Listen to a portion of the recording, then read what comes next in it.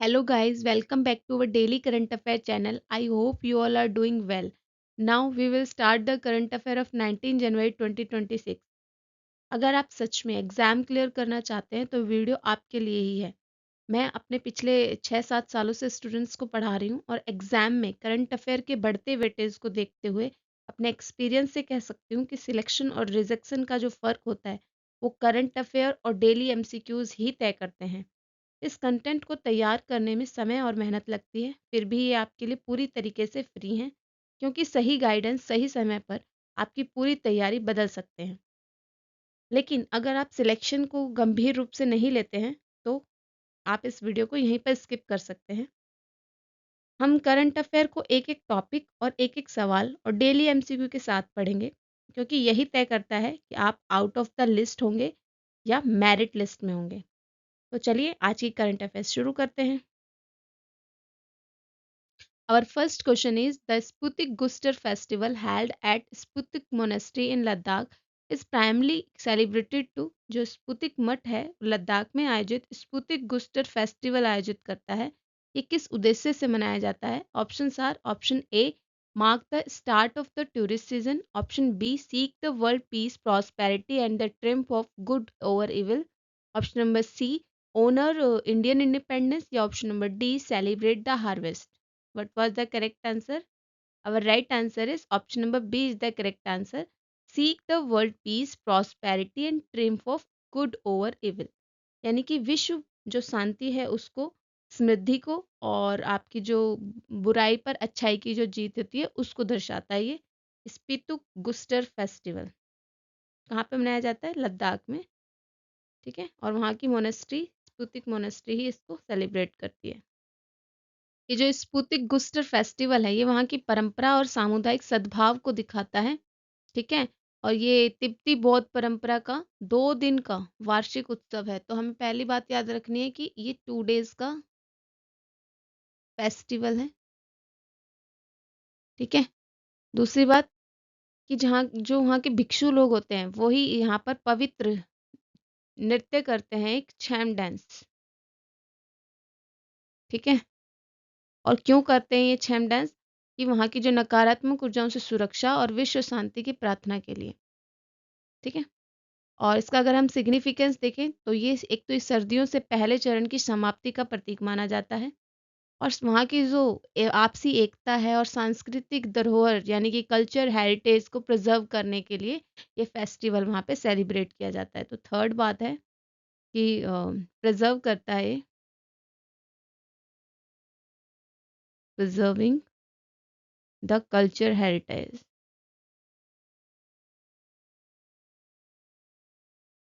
ठीक है next question question number second consider the following statement about the PM Setu scheme PM Setu scheme के बारे में 3 statements given है कौन सी करेक्ट है हमें ये बताना है पहले हम स्टेटमेंट्स को देख लेते हैं first statement says PM Setu will modernise 1000 government IITs using a hub and spoke model second statement IITs will fully privatise under the scheme Third statement, the scheme promote industries driven training, apprenticeship and placements. कौन सी correct है statement options are option A is 1 only, option B is 1 and 2 only, option number C is 1 and 3 only या option number D all. Our right answer is option number C is the correct answer 1 and 3 only. ये fully इसमें बोला गया है कि ये fully privatise है ये बात यहाँ पर गलत है ठीक है ये फुली प्राइवेटाइज नहीं है तो ये यहाँ पे रॉन्ग स्टेटमेंट है ये दोनों करेक्ट हैं ठीक है ये जो पीएम सेतु स्कीम है हमारी इसमें क्या होगा 1000 आईआईटी का आधुनिकरण करने की बात कही गई है इसमें स्पोक आईआईटी 800 होंगे 200 आपके आईआईटी हब्स होंगे ठीक है और गवर्नमेंट बिल्डिंग्स में ऑनरशिप गवर्नमेंट की रहेगी और फैक्ट्री जो है वो मैनेजमेंट का वर्क देखेगी जिसमें क्या कहते हैं कैसे इसको अपने अप्रेंटिस देना है कहाँ प्लेसमेंट करना है जो सारा काम है फैक्ट्री का होगा इसका मेन उद्देश्य क्या है इसका निजीकरण करना नहीं है बल्कि उनकी भागीदारी को बढ़ाना है पार्टिसिपेशन को पार्टिसिपेशन को इंक्रीज करना है। बाजार की मांग के अनुसार वहाँ को उन सबको प्रशिक्षण दिया जाएगा और प्लेसमेंट पर जोर दिया जाएगा। Next question, question number 3, which event, Asia's largest civil aviation gathering, will be held from 28 to 31 January 2026 at Hyderabad's Begumpet Airport?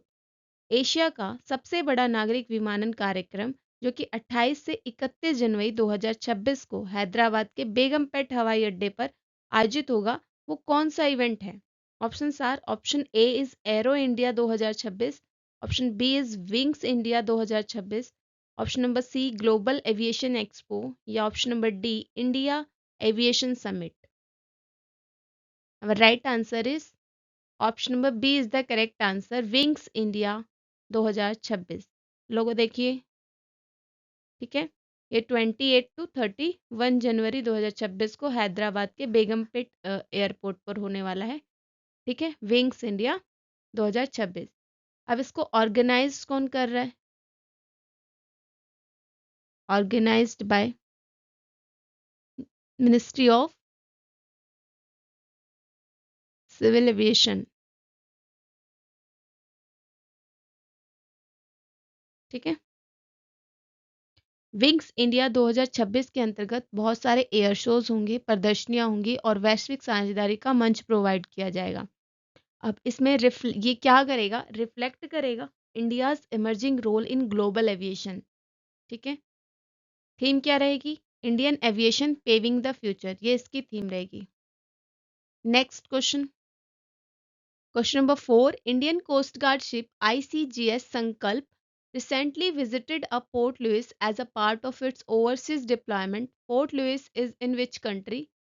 जो भारतीय तटरक्षक पोत है जिसका नाम संकल्प है, ठीक है, ये पोर्ट लुइस की यात्रा पर गया है अभी अभी। पोर्ट लुइस किस देश में स्थित है, ये हमें बताना है। Option are, option A Seychelles, option B is Maldives, option number C is Mauritius, option number D is Sri Lanka. Right answer is option number C is the correct answer, Mauritius. ये जो पोर्ट लुइस नाम का port है, ये कहाँ पर है? Mauritius में है। भाई जो ये इंडियन कोस्ट गार्ड ICGS संकल्प है, ये किस विज़न के तहत आता है? तो सागर विज़न के तहत आता है। ठीक है, और ये कहाँ पर इसकी तैनाती की जाएगी? तो हिंद महासागर क्षेत्र में मित्र देशों के साथ इसकी तैनाती होगी। इसका लक्ष्य क्या है? भारत और मॉरिशस के बीच बायलैटरल, क्या? बायलैटरल और इंटरऑपरेबिलिटी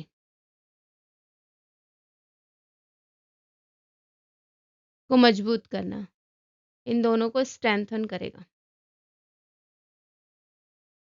ठीक है, कमिटेडनेस क्या है इसकी? कि समुद्री सहयोग को और सुरक्षा को बढ़ावा देना।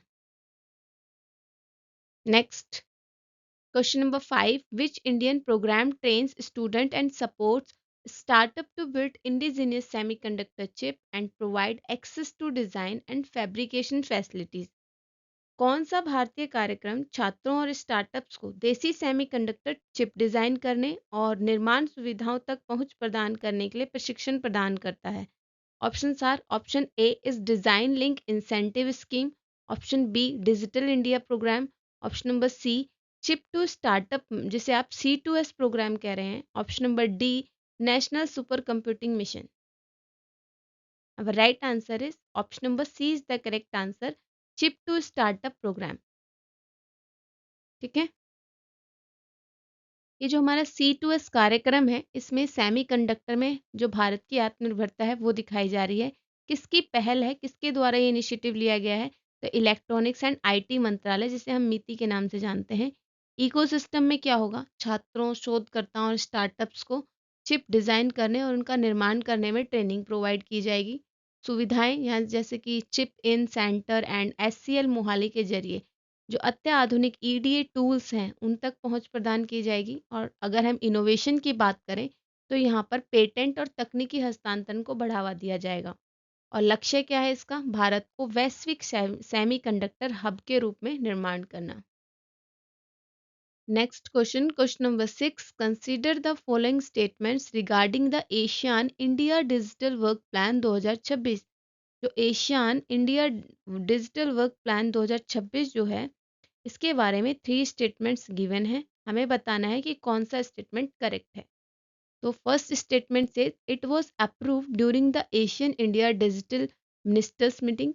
Second statement says it aims to promote ICT capacity building and digital infrastructure and regional cooperation. Third statement says it exclusively focus on e-commerce and trade facilitation. Options are option A is 1 and 2 only correct है, option B is 2 and 3 only, option number C is 1 and 3 only, या option number D all, सारे ही statement correct हैं। Our right answer is option number A is the correct answer, 1 and 2 only। ये statement correct है और ये statement correct है। तो उसको एक बार देख लेते हैं कि ये जो एशियन इंडिया डिजिटल मिनिस्टर्स की मीटिंग हुई है, इसमें इस प्लान को अप्रूव किया गया है, ये बात ठीक है। दूसरी बात कि इसका जो एम है वो प्रमोट करना है आईसीटी कैपेसिटी बिल्डिंग को, डिजिटल इंफ्रास्ट्रक्चर को और रीजनल कॉपरेशन को, ये बात भी करेक्ट है।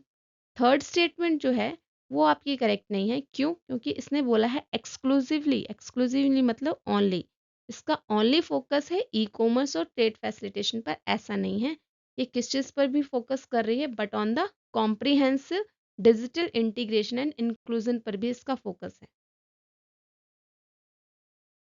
तो ये एशियान की जो मीटिंग हुई है, भारतीय डिजिटल मंत्रियों की जो बैठक हुई है, कौन सी मीटिंग है ये याद रखनी है, 6th है।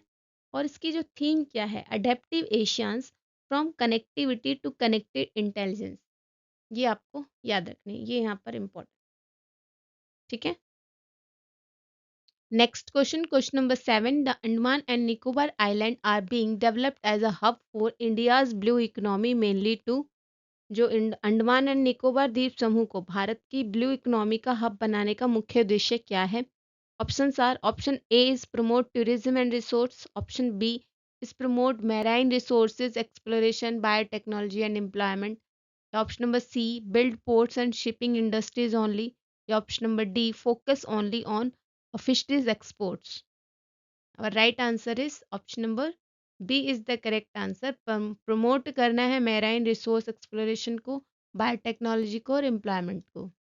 अब यहाँ पर इससे होगा क्या, अंडमान एंड निकोबार ने समुद्री मछली पालन और जो समुद्री जो शैवाल होती है एल्गी की खेती करने और जैव प्रौद्योगिकी परियोजनाओं की शुरुआत की गई है यहाँ पर। और ये रोजगार, सतत आर्थिक विकास और जीवन यापन को बढ़ावा देते हैं।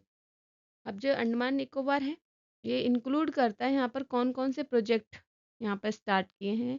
सीविड फार्मिंग्स हो गए, ओपन सी फिश कल्चर हो गया एंड बायोटेक्नोलॉजी इंटीग्रेशन हो गया, ठीक है। These initiative generate jobs and boost sustainability, economic growth and strengthen livelihood while the protecting marine resources. अब हम इसमें ये देख लेते हैं किस किस चीज़ पर फोकस किया गया है। फोकस ऑन seaweed farming,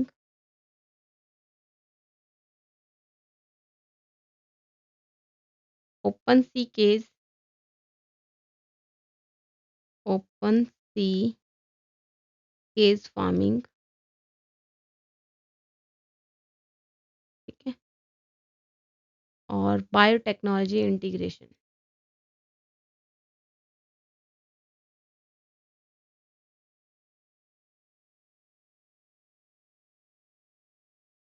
अब ये ओपन सी केज जो आपका बनाया गया है फार्मिंग, ये क्या है? ये एक मॉडर्न टेक्निक है जिसमें समुद्र के अंदर खुले पानी में तैरते हुए जालों के भीतर जो है मछलियाँ पाली जाती हैं। और यह तकनीक जो है भविष्य में समुद्री भोजन जैसे सी फूड जो हमने प्राप्त करना है, उसकी बढ़ती हुई मांग को पूरा करने के लिए अत्यंत महत्वपूर्ण मानी जा रही है। इसकी मेन कैरेक्टरिस्टिक्स क्या है? ये केज क्यों बनाए जाते हैं? तो एक तो यहाँ पे मछलियों को अपना प्राकृतिक वातावरण मिल जाता है जिससे उनकी जो वृद्धि है वो अच्छे से हो पाती है। और तो कम क्षेत्र में ही अधिक मात्रा में मछलियों का उत्पादन किया जा सकता है। और इसके थर्ड जो इसका इम्पोर्टेंस अगर हम देखें, तो जो लहरों और धाराओं के कारण पिंजरों में पानी का जो आदान-प्रदान है, उससे यहाँ की जो मछलियों को ऑक्सीजन अच्छे से मिल जाती है, ठीक है? इसलिए यहाँ पर इसका ओपन सी केज फार्मिंग का ज़्यादा फ़ोकस किया गया है। ये जो ब्लू इकोनॉमी है, अंडमान निकोबार में केंद्रीय मंत्री डॉक्टर जितेंद्र सिंह के द्वारा लॉन्च किया गया प्रोजेक्ट है, ठीक है? इसमें ओपन सी केज फार्मिंग और आपका जो मैराइन एल्गे की फार्मिंग है, उस पर फ़ोकस किया गया है। और यहाँ पर जो तकनीक है, वो महासागर विज्ञान के साथ जैव प्रौद्योगिकी का समन्वय है। और इसका प्रभाव, इसका इफ़ेक्ट क्या होगा? इसका इफ़ेक्ट माना जा रहा है कि यहाँ पे रोज़गार अच्छे से बढ़ेंगे, ठीक है? सतत आर्थिक विकास हो पाएगा और समुद्री और जो संसाधनों का प्रभावी उपयोग किया जा सकेगा। ये थे आज के आपके वन लाइनर रिकैप। ये है इंग्लिश में और ये है हिंदी में। एज़ यूजुअल जैसे अभी तक प्रोवाइड होते आ रहे हैं वैसे ही हैं। आप अगर इनका पीडीएफ चाहते हैं तो टेलीग्राम से इसको डाउनलोड कर सकते हैं, ठीक है? और टेलीग्राम का जो लिंक है वो डिस्क्रिप्शन में गिवन है। और ऐसी ही एग्ज़ाम ओरिएंटेड अपडेट और डेली करंट अफेयर्स के लिए इस चैनल को please like, share, subscribe and comment भी करें। Thank you so much for watching this video.